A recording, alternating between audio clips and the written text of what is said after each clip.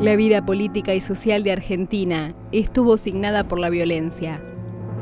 La conquista del territorio en sí misma fue un hecho violento. En los manuales de historia, las luchas intestinas sumaron volúmenes de crónicas que van desde la rebelión de los 7 jefes a las batallas entre federales y unitarios. Desde la campaña del desierto a la revolución del parque. Desde la Semana Trágica y la Patagonia Rebelde a los bombardeos a civiles por aviones de la Marina en 1955.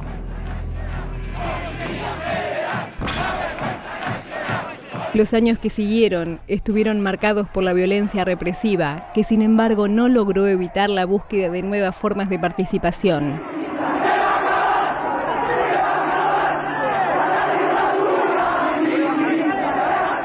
A cada paso era visible la efervescencia de la militancia, que aglutinaba a vastos sectores de la juventud y se expresaba en diferentes ámbitos.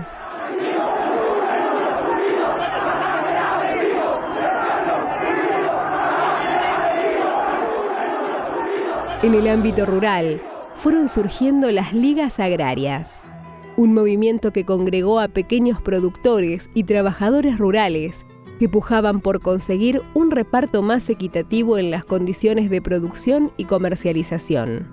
Las ligas tuvieron una presencia relevante en todo el norte santafesino. Y bueno, la idea era visitar a los gente humilde, digamos, era visitarlos, compartir, ver qué necesidades tenían y ver la realidad, digamos. Y ahí tuvimos una metodología de trabajo que fue muy buena, que fue la del método ver, juzgar y actuar. Es decir, un ver que iba más allá de un simple ver las cosas, un análisis profundo de lo que ocurría. Y claro, a partir de un análisis profundo uno llegaba a descubrir toda esta problemática del saqueo que se producía en la producción del campesino. Y bueno, después viene, ¿no es cierto?, que se organizan las ligas agrarias. Bueno, entonces ahí sí es como que se busca de encontrarle soluciones a la situación que vivía en este caso el campesino. Las ligas se manejaban de esta forma. La asamblea de base, que era la liga, tenía su delegado y a su vez, ¿no es cierto?, la comisión central que se elegía entre los delegados. Las discusiones transitaban por todos los ámbitos, porque lo que se ponía en juego eran diferentes modelos de país. Entre los obreros creció la influencia de los sectores del sindicalismo combativo. Todo tenía que ver con... Para nosotros, por ejemplo, nosotros peleábamos por el tema de la justicia social, las consignas del peronismo, la vuelta de Perón era el antibandorismo, ir contra dentro del peronismo, ubicarnos en las antípodas de la burocracia sindical, en las antípodas del bandorismo. Una situación de crisis del sindicalismo, dado que las cúpulas, fundamentalmente el bandorismo, había pactado con Onganía y en pago de ello había recibido la ley de obras sociales, que eran unas cajas fenomenales para los sindicatos. Por otro lado, había una CGT rebelde que se referenciaba en la CGT de los argentinos con Raimundo Ongaro, que trataba de expresar toda esta conflictividad creciente. Hacia 1969, las manifestaciones y puebladas fueron jalonando el descontento popular. Las exteriorizaciones más relevantes que vivió la provincia de Santa Fe fueron sin dudas los rosariazos. Una movilización masiva que se extendió desde mayo a septiembre de ese año y en donde miles de rosarinos, principalmente obreros y estudiantes, gritaron su hartazgo a un régimen que buscaba perpetuarse en el poder y que hacía de la represión y las persecuciones su herramienta de terror más visible.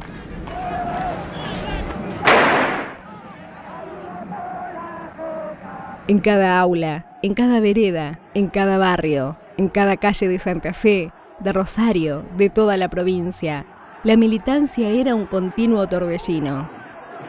Era algo cotidiano. Yo vivía a 3 cuadras de la Facultad de Ingeniería Química desde chico, 9, 10 años, que andábamos con los pibes en bicicleta y qué sé yo, para mí era lo más normal ver una toma de la facultad, cascotazo, piedrazo, corrida de la policía. Esto de encontrarme en una etapa de mi vida que fue la adolescencia, con gente que de alguna manera me dio vuelta la cabeza, me hizo tener una cuestión que yo creo que es básico, que es tener conciencia de clase, saber de qué lado estás, saber desde el principio desde qué lado estás. Discutíamos de política más que de reivindicación estricta universitaria. Por ejemplo, estaba el tema de las fechas de exámenes. Nosotros consideramos que esas cosas las hacía el reformismo. Nosotros nos dedicábamos a ver cómo se podía transformar la sociedad, cómo podíamos ayudar trabajando en los barrios, cómo podíamos ayudar a que los chicos pudieran ingresar a la escuela. Cuando había problemas de inundaciones nos embarcábamos todos en ayudar a los barrios para que no se vieran menos afectados por la inundación. Nuestra vida era eso, todo el tiempo, no había límites. Nosotros militamos en la escuela, fuera de la escuela, a la noche, de día, las casas. Era una cultura más que un compromiso político, diría yo, ¿no? Después sí había otro tipo de cosas más específicas, como podía ser imprimir un volante, escribir un periódico, pintar un paredón, estableciendo alguna denuncia, colaborar con lo que para nosotros era fundamental, el nexo entre la escuela y los trabajadores, y la escuela y las situaciones territoriales. Para nosotros la escuela tenía que estar en el territorio, tenía que desplegarse en los barrios, no podía haber chicos analfabetos, y podíamos empezar ese proceso de inclusión. Uno usa estas palabras ahora, para nosotros eso era una práctica, digamos. Fue en la calle donde irrumpió el cordobazo que hizo caer a Onganía. Fue en la calle donde se gestaron los actos de repudio por la masacre de Trelew. Fue en las calles de cada rincón del país donde se gritó «lucha y vuelve». Fue por esas calles en donde se militó la primavera camporista. Fue en las calles donde se festejó el retorno de Perón. Y en esas mismas calles se lloró por su muerte. Si había algo que hacía falta para que sectores de la sociedad que no se habían incorporado a ese proceso terminara incorporándose, fue Trelew.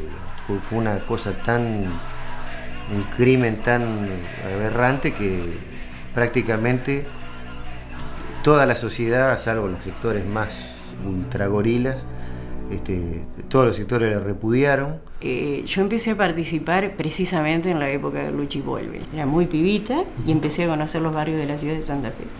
Esta cosa, viste, de los jóvenes de planificar, de desear y de motorizar el retorno de Perón, fue también el contacto de toda una juventud con una realidad por ahí desconocida, porque si nos remitimos a esto de que había muchos que eran de sectores medios altos, muchos que eran estudiantes, yo creo que en ese sentido el Lucha y Vuelve además sirvió para la incorporación de mucha militancia.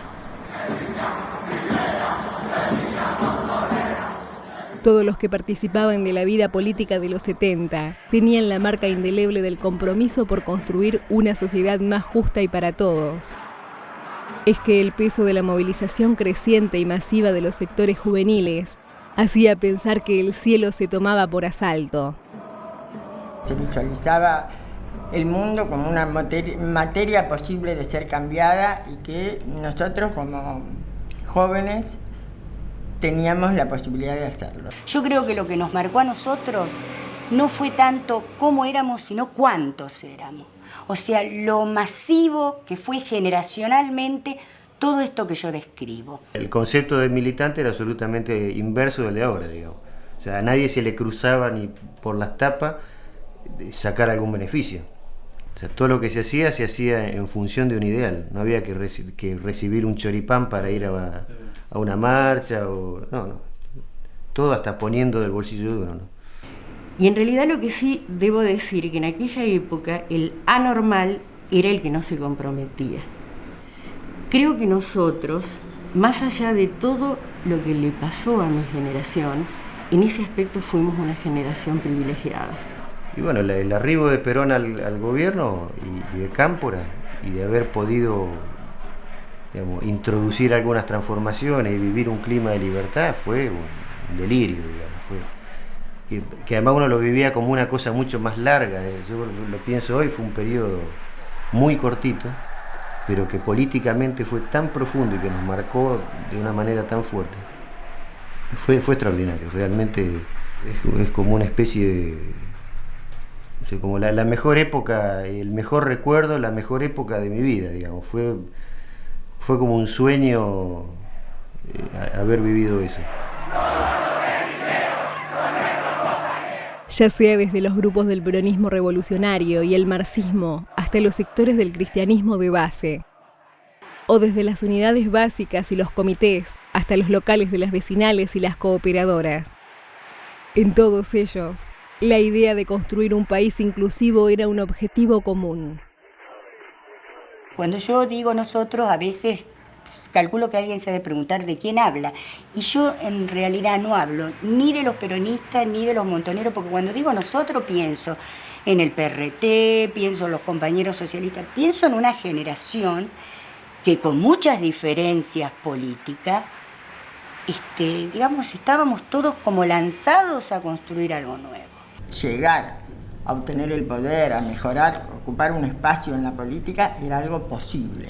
Y que eso era para ser puesto al servicio del resto de la sociedad. En eso sí estábamos absolutamente convencidos y no teníamos dudas.